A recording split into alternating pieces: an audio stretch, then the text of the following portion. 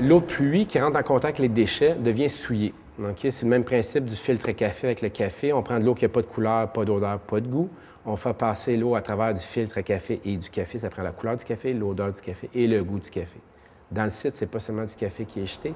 Donc, quand l'eau de pluie passe à travers, percole à travers les déchets, ça va prendre la couleur des déchets, l'odeur des déchets, le goût, on l'imagine. Que ce soit l'eau contenue dans les matières que nous mettons à la poubelle, très présente dans les résidus organiques, ou l'eau de ruissellement de la pluie ou de la neige, cette eau doit être captée.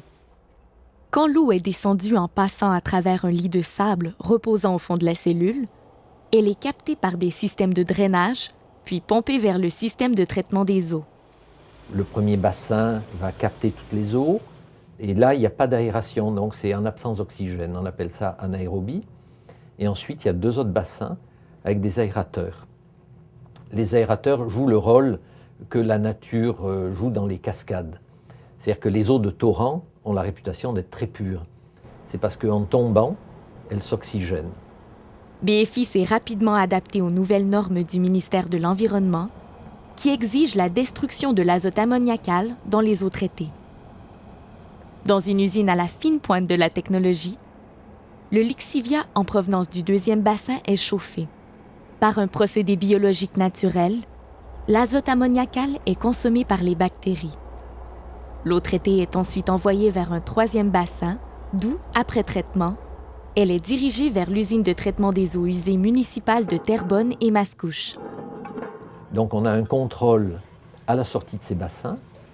L'eau ne va pas dans la nature, elle est envoyée à l'usine de traitement de la ville de Terrebonne, où là, elle va rentrer en communication, elle va être mélangée à d'autres eaux usées de la ville de Terrebonne.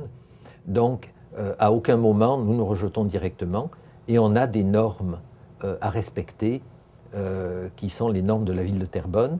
Le site est extrêmement étanche, puisqu'il a été établi dans une couche d'argile d'environ 20 mètres d'épaisseur.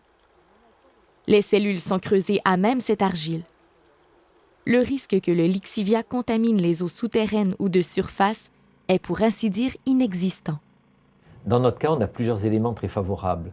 C'est une argile très, très imperméable, qui est 10 fois plus imperméable que ce que exige le ministère.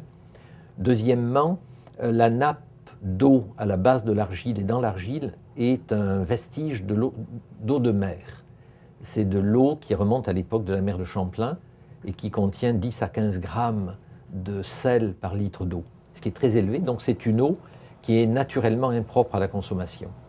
Le lixivia est confiné à l'intérieur du site, de la même manière que notre café reste dans la tasse.